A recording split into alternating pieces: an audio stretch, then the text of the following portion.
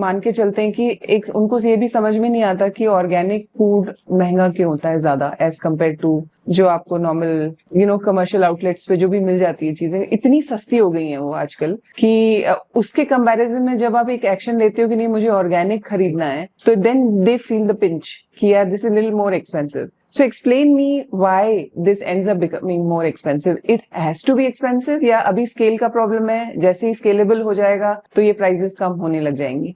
ये दोनों मिक्स है. ओके. पहली चीज तो ये है, मुझे लगता है ये पूछने की जगह कि ऑर्गेनिक खाना महंगा क्यों है, हाँ. हमें ये पूछना चाहिए कि केमिकल वाला जो खाना है इतना सस्ता क्यों है. इसमें दो बातें हैं. एक बात तो ये है कि अगर आप महंगाई बढ़ती है हर चीज का प्राइस बढ़ता है, पर अगर आप गूगल करोगे ना कि 1960s में गेहूं का क्या प्राइस था और आज गेहूं का आटे का क्या प्राइस है, और किसी भी दूसरा प्रोडक्ट जो नॉर्मल हम यूज कर रहे हैं कपड़े वगैरह, फूड का प्राइस बढ़ता ही नहीं, बहुत ही कम बढ़ा है. बाकी चीजों का प्राइस फूड के पैसे कंपैरिजन में 10 टाइम्स 20 टाइम्स ज्यादा बढ़ गया है. ऐसा क्यों हुआ? एक रीजन इसका ये क्योंकि हमारा देश बहुत ही गरीब देश है. बहुत सारे लोगों के पास इनफ पैसा नहीं है. सरकार चाहती है कि खाना सस्ता हो, पर अब उसका एक कॉस्ट होता है. खाना अगर सस्ता है इसका मतलब एक तो जो भी करके ज्यादा खाना उगा सको वो करना है. हाँ. तो क्योंकि आपको खाना सस्ता बनाना है. दूसरी बात है कि आप किसान को जितना कम पैसा हो सके उतना कम पैसा दोगे. तो मुझे लगता है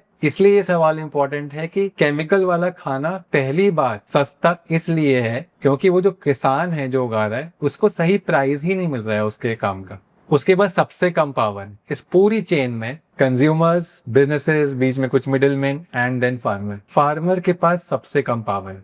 तो आप कोशिश करते हो कि मतलब पूरा कैपिटलिस्ट सिस्टम, बिजनेस सिस्टम कोशिश करता है कि जितना ज्यादा उसको दबा सके, उसका एक एक पैसा उससे निकाल सके, वो निकालेंगे. तो हम जब सस्ता खाना ले रहे हैं उसके पीछे एक किसान या उसकी फैमिली है जो अपना घर नहीं चला पाया, उसकी वजह से हमें सस्ता खाना मिल रहा है.